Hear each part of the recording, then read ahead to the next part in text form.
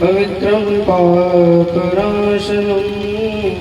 आपदां हरते नित्यं लक्ष्मी तिष्ठतु सर्वदा लक्ष्मी वसतु सर्वदा। नमो ब्रह्मणदेवाय गोब्राह्मणहिताय च जगद्दिताय कृष्णाय श्रीगोविन्दाय नमो। देवाधीनं जगत्सर्वं मन्त्राधीनं च देवता ते मन्त्रा ब्राह्मणाधीना तस्मात् ब्राह्मणदेवता विप्रप्रसादात् धरणीधरो विप्रप्रसादात् अजिताजितो विप्रप्रसादात् कमलावरो विप्रप्रसादात् वामनामनम् विप्रप्रसादात् मम राम नाम विप्रप्रसादात् मम राम नाम। आइए सभी लोग अपने स्थान पे खड़े हो जाएंगे और आज इस अष्टम दिवस के सायंकालीन मेला में सभी लोग भगवत गंगा में प्रवेश करें और भाव से सभी लोग भगवान की आंखें उतारेंगे। हरि ओम चंद्रमा मनसो जातशिक्षो सूर्यो अजायत श्रोत्रादयश्च प्राणस्य मुखादग्निर्जायत। श्री भागवत भगवान की है आरती पापियों को पाप से है तारती। भागवत भगवान की है आरती पापियों को पाप से है तारती। पापियों को पाप से पापियों को पाप से पापियों को पाप से पापियों को पाप से। भागवत भगवान की है आरती पापियों को पाप से तारती। भागवत भगवान की है आरती पापियों को पाप से है तारती। हमारे गति मूर्ति करती है पंचम वेद निराला जब ज्योति जगाने वाला। मूर्ति करती है पंचम वेद निराला ज्योति जगाने वाला।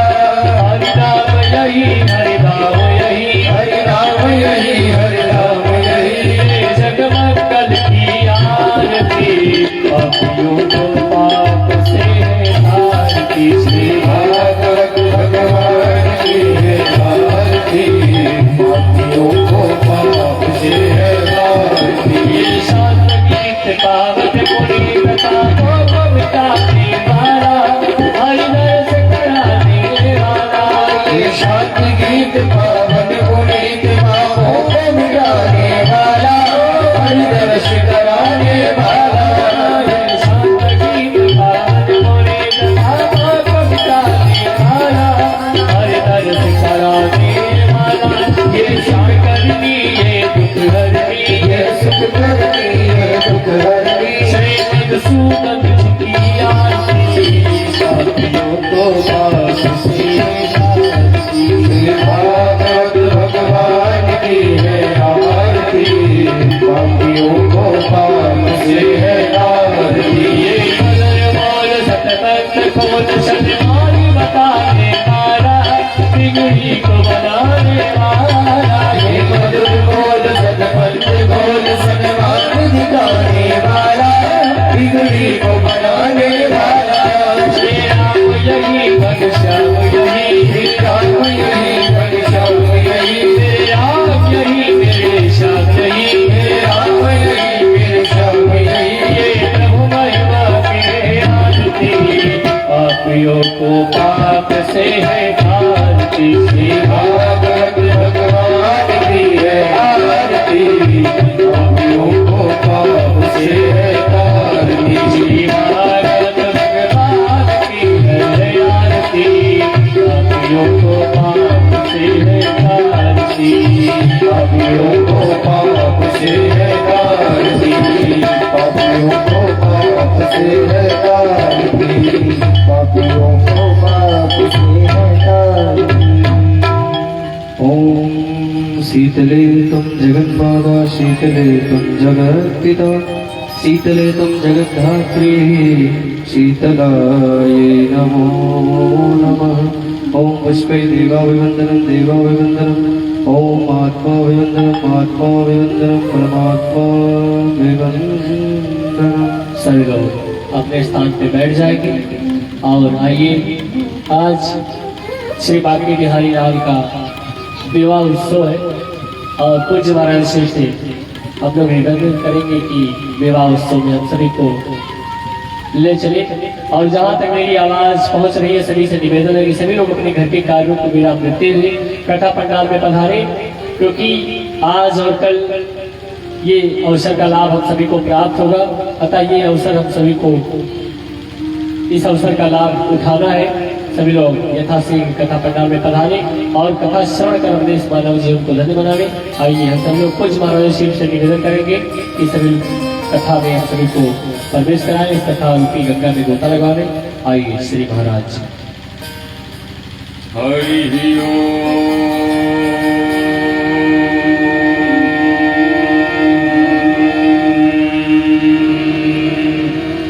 गजाननं भूतिभरादिसेवितं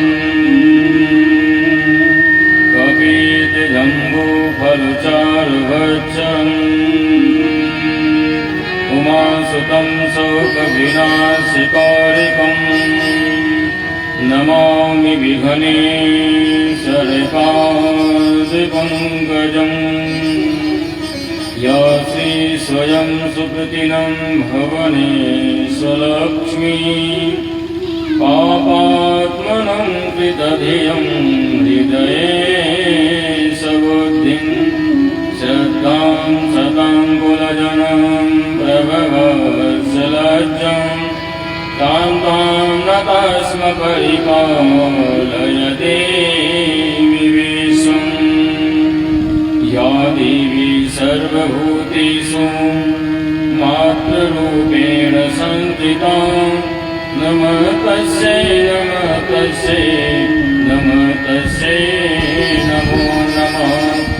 या देवी सर्वभूतेषु लज्जारूपेण संस्थिता नमः तस्यै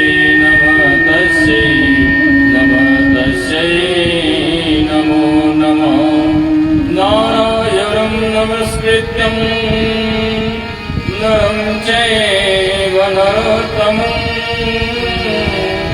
देवी सरस्वतीं व्यासं ततो जयमुदीरये। वागर्थमिव सम्पृक्तो वागर्थ प्रतिपत्तये जगतां पितरो वन्दे पार्वती परमेश्वरौ।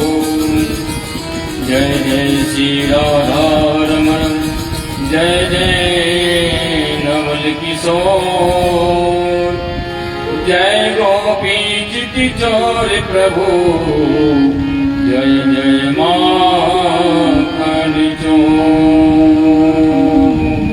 श्री गणेशाय नमः श्री सरस्वती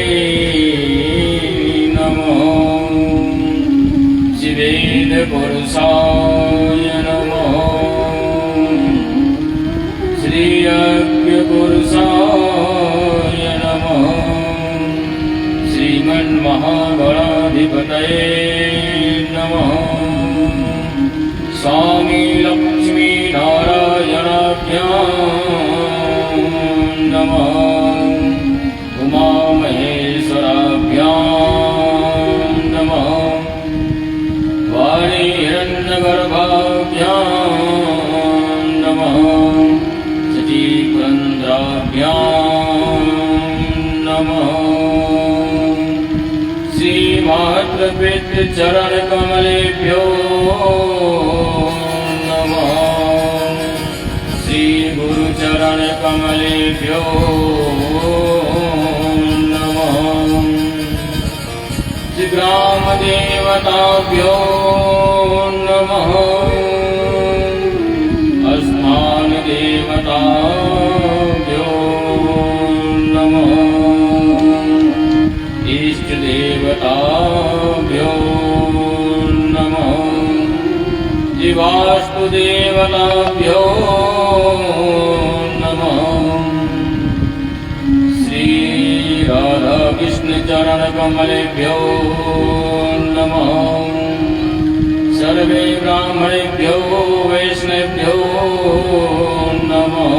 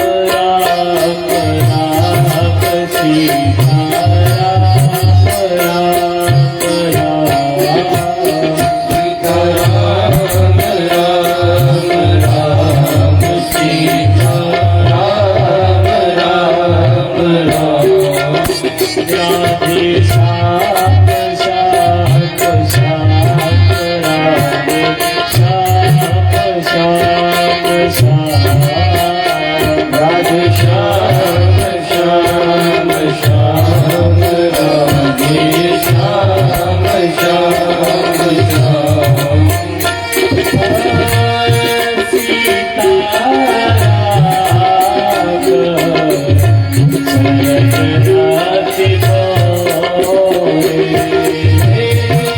सीता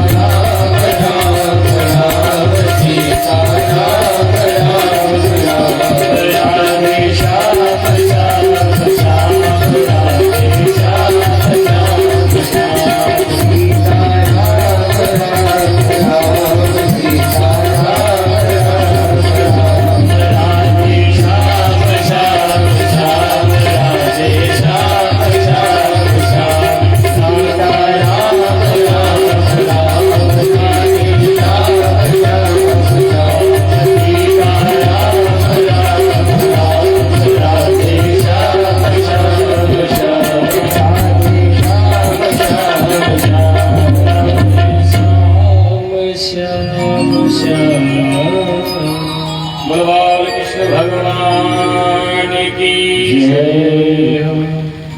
परम मंगलमय अकारण करुणावरालय भगवान दीनबंधु दीनानाथ की यह कृपा हम सबके जीवन में आई है। मानव जीवन उसी दिन धन्य हो जाता है जिस दिन गोविंद की कृपा हम सबके ऊपर हो जाती है। अच्छा, गोविंद की कृपा होती कैसे है? गोविंद की कृपा हम सब पर कैसे होती है? मुझे कैसे आभास हो कि आज गोविंद ने कृपा हम पे की है। बाकी दिन तो भगवान का है ही है, सब दिन भगवान का है। रविवार, सोमवार, मंगलवार, बुधवार, गुरुवार, शुक्रवार, शनिवार सारे देवताओं का दिन है। रविवार को कहते हैं सूर्य भगवान का, सोमवार को कहे महादेव का, मंगलवार हनुमान जी, बुधवार गणेश जी, गुरुवार विष्णु जी, शुक्रवार लक्ष्मी जी, शनिवार शनिदेव भगवान का। सारा दिन तो भगवान का। फिर कैसे हम माने कि हमारे ऊपर गोविंद की कृपा हुई है?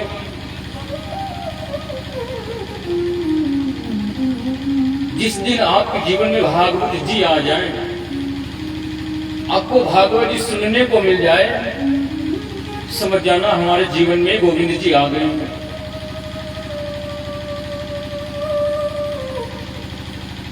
और जब तक गोविंद की कृपा नहीं होगी महाराज, तब तक भागवत जी आपके जीवन में आ नहीं सकते हैं। और यदि कोई कहे महाराज ऐसे की व्यवस्था नहीं हो पाती है, इसलिए मैं भागवत जी नहीं सुन पाता हूं, तो आप लोगों ने देखा होगा अच्छे अच्छे करोड़पति, अरबपति, जिनके पैसे की कोई गिनती नहीं है, उनके भी भाग में गोविंद नहीं आते हैं। आप लोगों ने कथा में सुना होगा कि भगवान कैसे कैसे आते हैं। ना तो भगवान अमीरी गरीबी देखते हैं, और ना गोविंद जात पात देखते हैं, ना गोविंद पढ़ा लिखा अनपढ़ गंवार देखते हैं। अरे कल आप लोगों ने सुना पूतना में कोई गुण नहीं था, एक भी गुण पूतना में नहीं था। न नाम अच्छा, न जाति अच्छा, न कुल अच्छा, न स्वभाव अच्छा, न कार्य अच्छा। फिर भी गोविंद की ऐसी कृपा कि उनको भी अपने धाम बुला लिए। ना जाने कौन से गुण पे गोविंद रिझ जाते हैं, लेकिन कैसे? हमारी भक्ति कैसे होनी चाहिए? भक्ति में भाव का मिलावट होना चाहिए। भक्ति बहुत है, दिखाने के लिए कैसे? बड़ा बड़ा टीका लगा लिया, पूरे माथे भर में चुड़की रखा ली एक हाथ में, धोती कुर्ता खूब माला दाढ़ी बार रखा लिए, और गौमुखी में हाथ डाल लिए, भगवान जाने वो कहां जप रहे हैं। ऐसे भगवान नहीं आ जाएंगे। भगवान को पाना है तो भक्ति में भाव को मिलाओ, और जब तक भाव नहीं मिलेगा तब तक भगवान गोविंद नहीं आएंगे। वैसे हमारी भक्ति तो बांझ है, ज्ञान ही नहीं है हमारे अंदर। मुझे भक्ति कैसे करनी चाहिए, पूजा कैसे करनी चाहिए, दर्शन कैसे करना चाहिए। और तब कहते हैं महाराज भगवान सुनते नहीं। अरे गोविंद तो कहते हैं मुझे पत्र पुष्प फल प्रेम से समर्पण कर दो, मैं उसे भी स्वीकार कर लूंगा। गोविंद को 56 भोग की जरूरत नहीं है, आप प्रेम से गोविंद को पा सकते हो।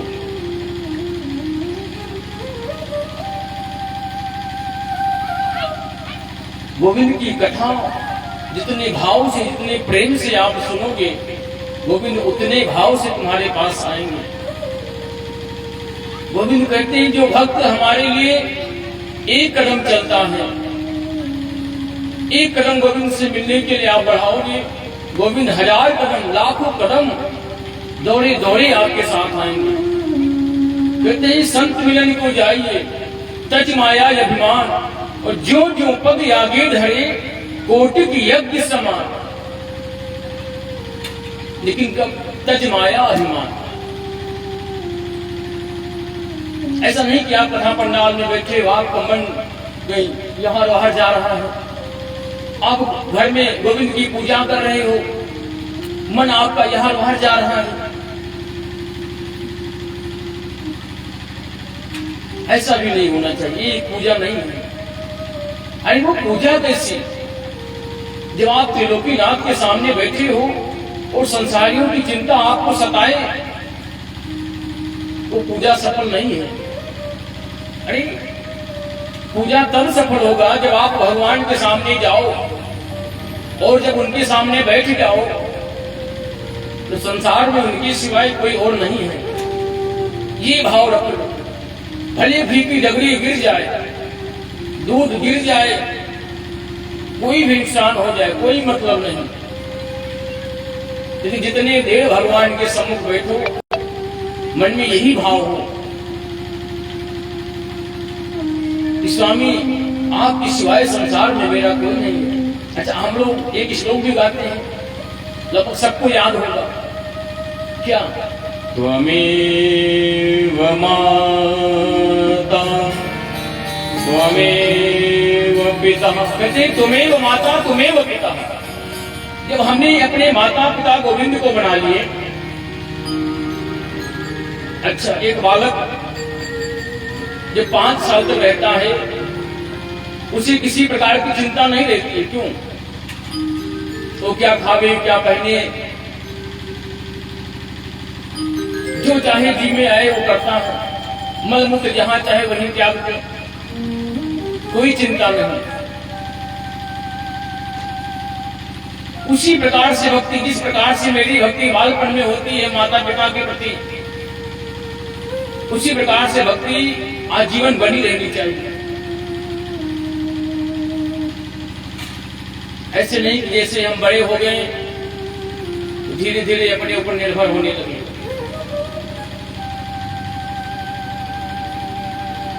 गुरु जी कहते थे, एक हमारे गांव में मेला लगा और सारे बच्चे मेला देखने के लिए गए।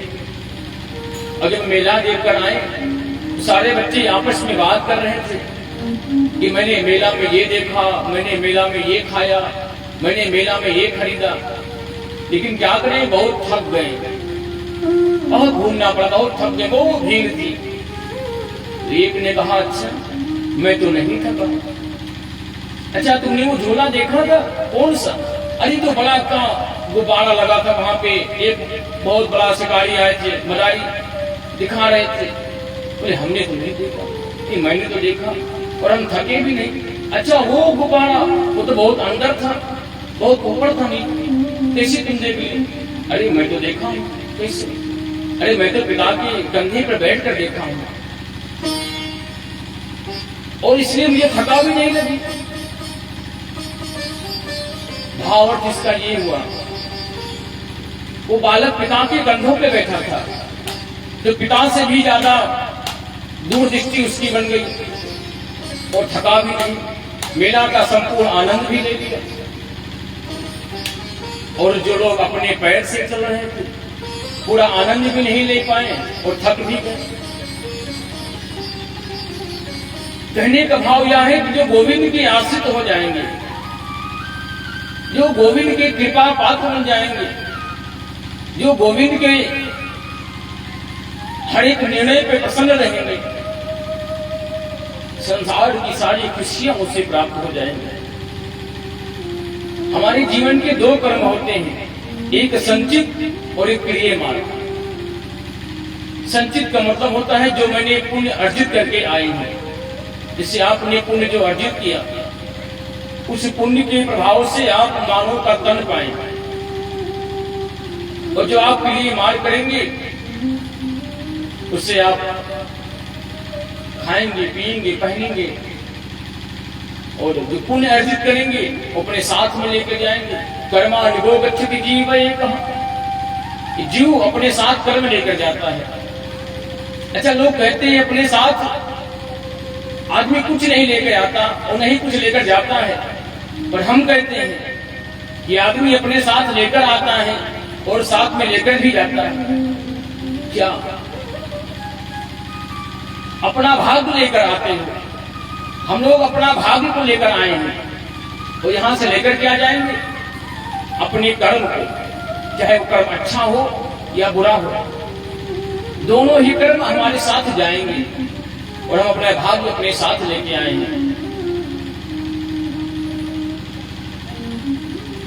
तो ये चंद्रशेखर पांडे जी के परिवार में और इनके पूर्वजों के ऊपर गोविंद की बड़ी कृपा हुई, तो जाकर इस अवस्था में इनको भागवत जी सुनने को मिला। कितने साल बाद, 60-65 साल के तो हो गए होंगे, 70 साल, इतने वर्षों के बाद गोविंद की कृपा इनके ऊपर हुई है। इतने साल इनको इंतजार करना पड़ा, इतने साल इनको पुण्य करना पड़ा, और जब इनके पुण्य के घड़े भर गए तब गोविंद की कृपा बरस गई। वही कृपा आप सबके ऊपर बरसी है। कैसे? कथा को सुन करके। और वो आप जाने कि गोविंद की कृपा कितनी है आप पर। कहते हैं कि भागवत जी कोई कह नहीं सकता और न कोई सुन सकता है। जो जितना सुने और जितना कहे, मानो गोविंद की कृपा उतनी उसके ऊपर हुई है। तो गोविंद की तो लीला अद्भुत है। तो ऐसे गोविंद को छोड़ करके यदि हम संसारियों में फंस जाएंगे, संसारियों में बच जाएंगे, उलझ जाएंगे, तो जीवन यूं ही समाप्त हो जाएगा और कुछ कर नहीं पाएंगे। श्री राम जय राम। कल भगवान कंस का वध कर देते हैं।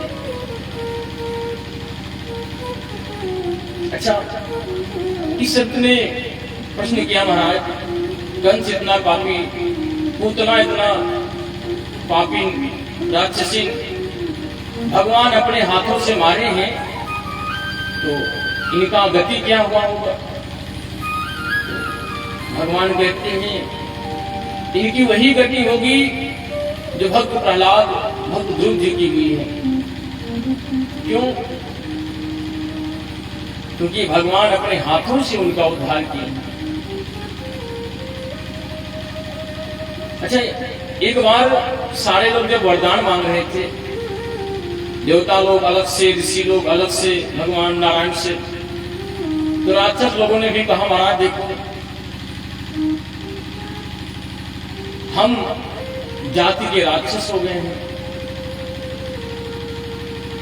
और हमसे आपका पूजन भजन ये सब नहीं हो पाएगा।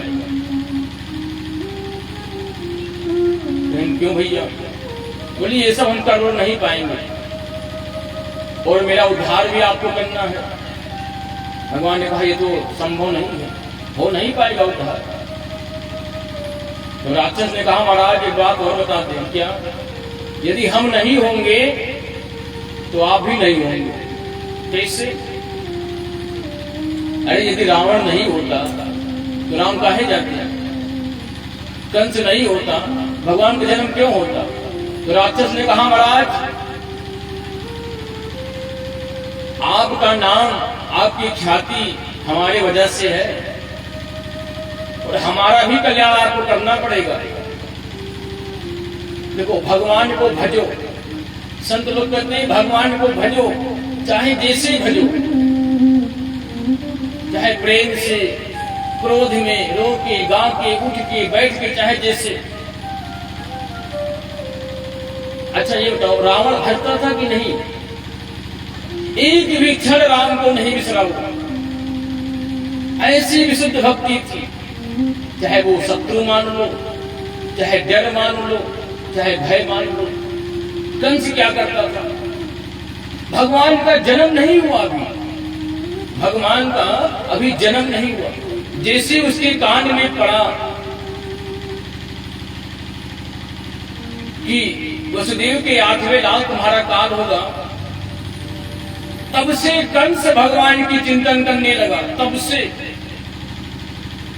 कितना परम भक्त है भगवान का, तब से भगवान को भटका गया।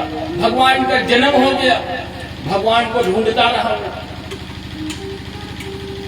कैसो कैसो भगवान को बुला के लाया वो, साम दाम दंड वेद कोई भी नीति अपना करके।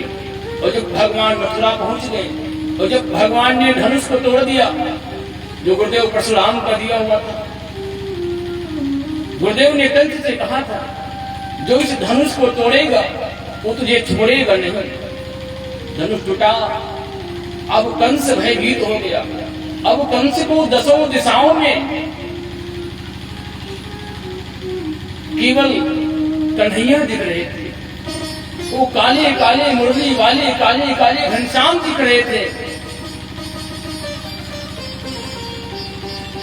उसको दाल में जीरा काली काली भगवान दिखे, आंखों की पुतली में काली काली भगवान दिखे, परछाई में उसे भगवान दिखे। कुछ भी करे खटपट हो, भगवान की आहट आ जाए, उसकी काल है। अब इतनी भक्ति भला किसके पास होगी? है किसी के पास तो हर तरह भगवान को याद करता हो?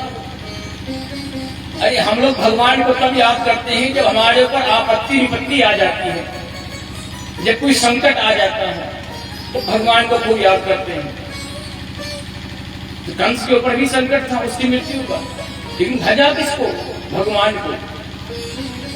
अरे अग्नि तो एक ही है, चाहे स्वाहा कहो चाहे सुधा कहो, चाहे उसे भोजन पकाओ चाहे हवन करो, चाहे घर जलाओ चाहे चिता जलाओ, अग्नि तो एक ही है ना। तो भगवान की कृपा तो एक ही है। भगवान है तारक,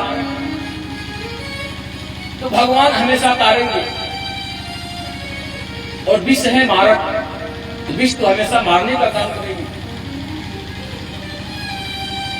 तो हमारी प्रेम, हमारी समर्पण, हमारा भक्ति जो होना चाहिए वो निष्कपट होना चाहिए, निष्काम होना चाहिए।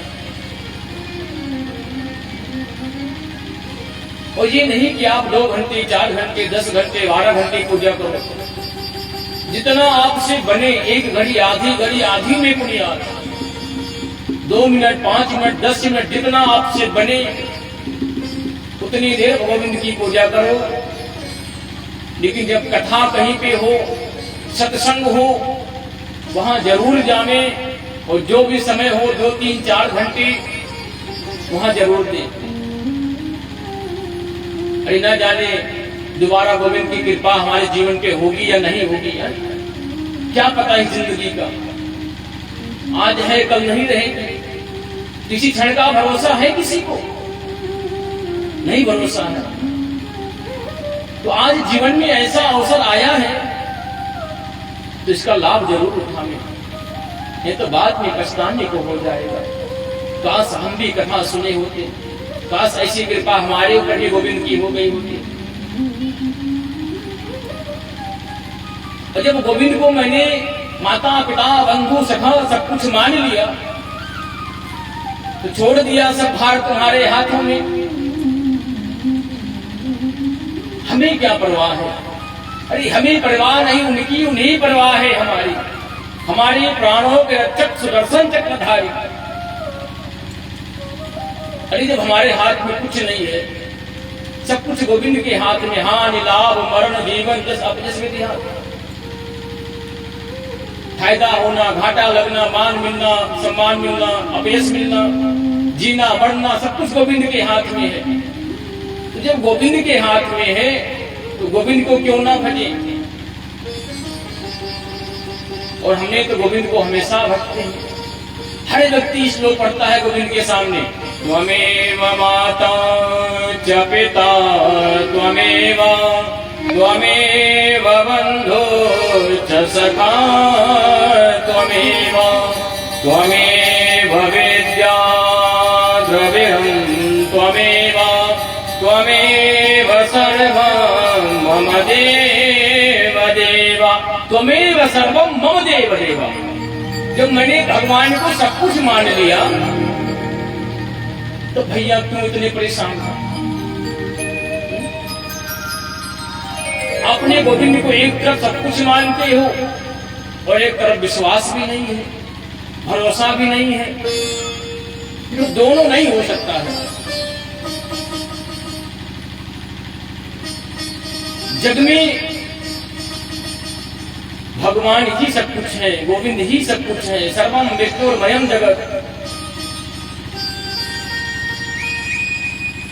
जग में सुंदर है दो नाम, सब लोग बोलेंगे।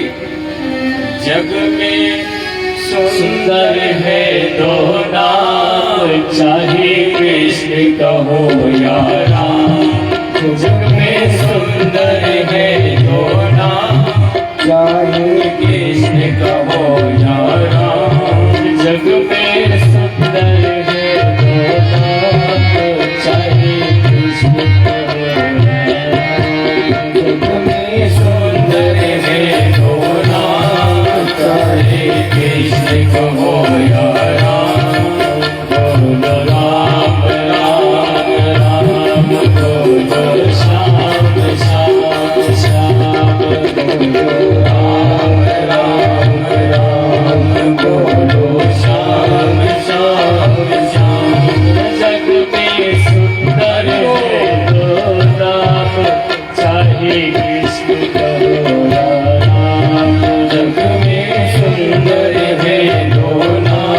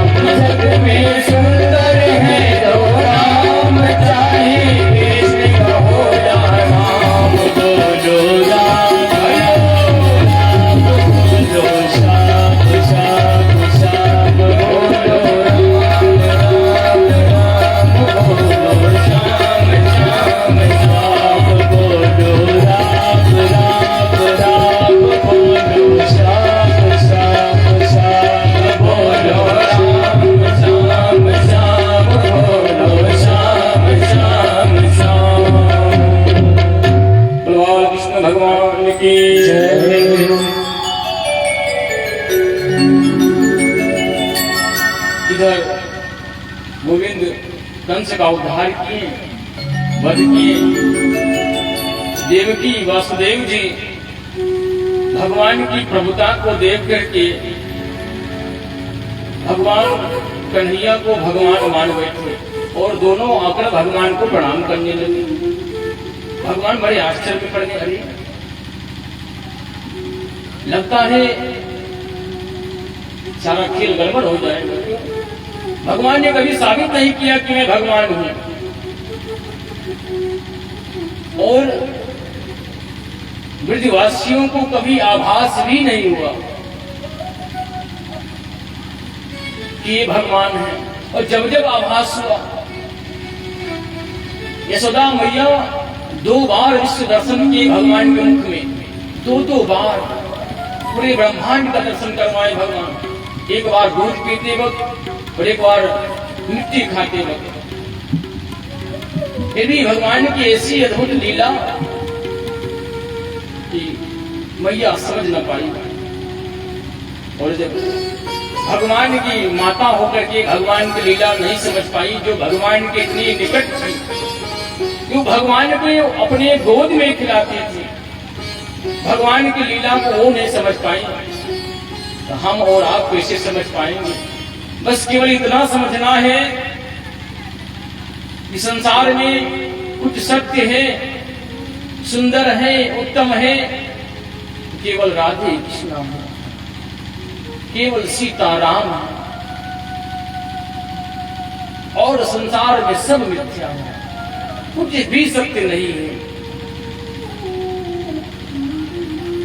और इन्हीं का नाम भज करके, इन्हीं का ध्यान कर करके बड़े बड़े योगी ध्यानी भगवान के धाम पहुंच जाते हैं। यही नाम है, कोई और नाम नहीं है। ध्रुव जी महाराज केवल ओम नमो भगवती वासुदेवाय, केवल इसी मंत्र से करे थे, और आज ध्रुव मंडल में चमक रहे हैं। अजामिल का उद्धार हुआ केवल नारायण कहने से। तो क्या हमारा नहीं हो सकता? अरे वही भगवान है, ये वही नाम है, ये वही धाम है जहां पे भगवान का भजन करके, उनका नाम लेकर के भव से पार हो रहे हैं। कि हम लोग नहीं हो जाएंगे? सत्य ये है, प्रेम से भजो तो, प्रेम से मानो तो, दिखावा नहीं। भगवान को दिखावा नहीं पसंद है, भगवान को अभिमान नहीं पसंद है, भगवान को गुमान नहीं पसंद है, अहंकार भगवान को नहीं पसंद है, मैं भगवान को नहीं पसंद है। इन सबको भगवान खा जाते हैं।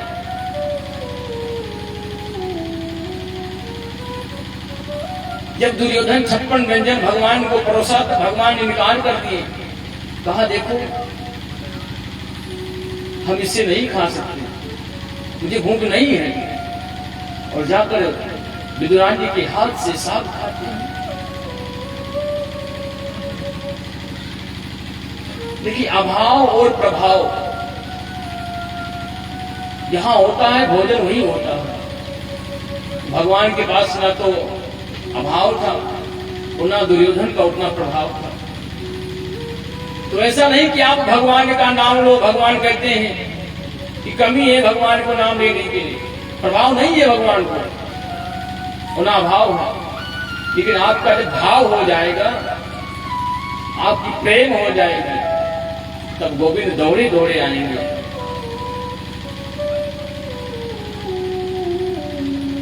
और इसे भी नहीं कोई नेम है, कोई विधि है, कुछ नहीं, जैसे चाहो उठते बैठते सोते जागते खाते पीते जैसे चाहो वैसे भजो, कोई प्रतिबंध नहीं है।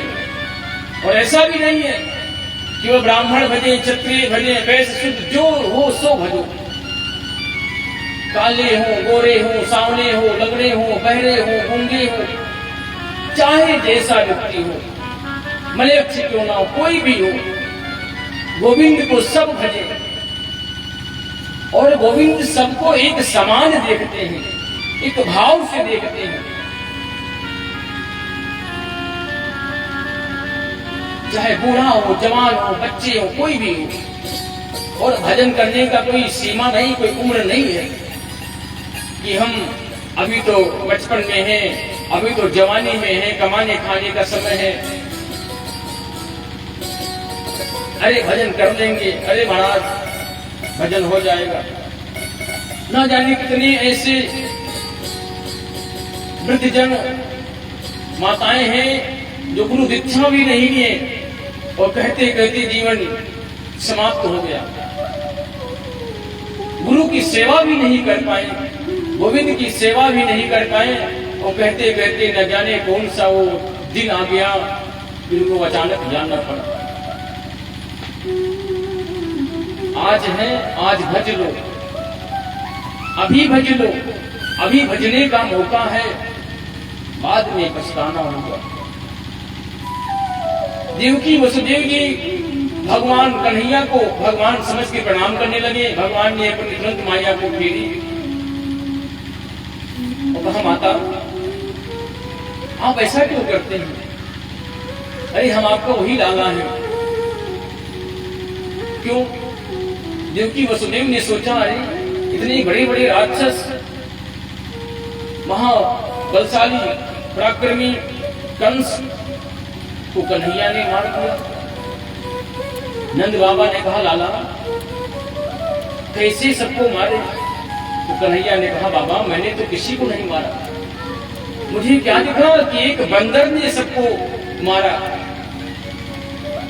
नंद बाबा पुतले बोले, उन्होंने कहा, हाँ लाला, मैंने जैसे देखा कि बड़े बड़े पहलवान हैं, बोलो लाला तुम्हें छोटो सो है।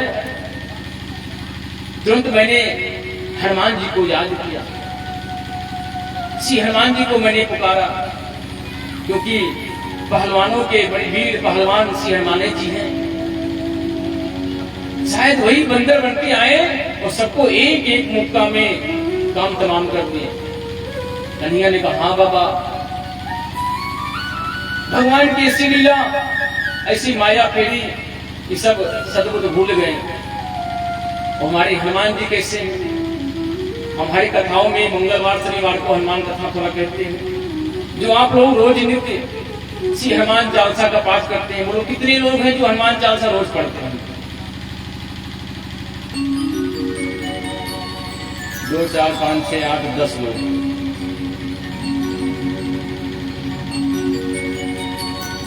अच्छा, हनुमान जी को कमजोर समझते हैं क्या? इसलिए हनुमान जी का ध्यान भजन नहीं हो पाता है।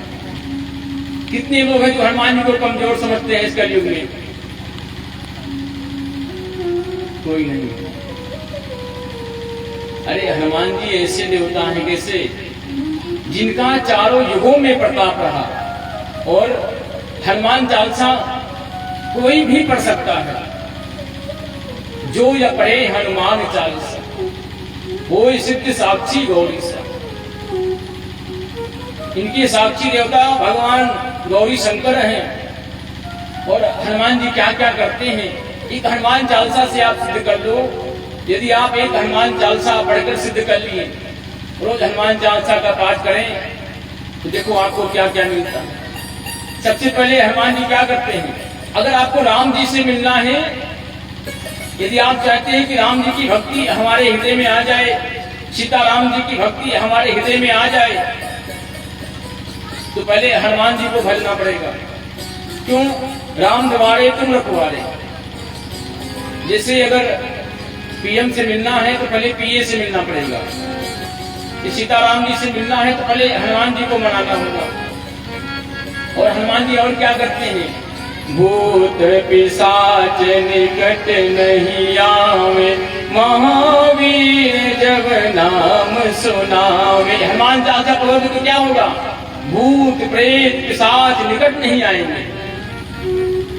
एक इससे मुक्ति मिल जाएगा आपको कि भूत प्रेत से भय नहीं लगेगा। आगे, नासई रोग हरे सब पीड़ा।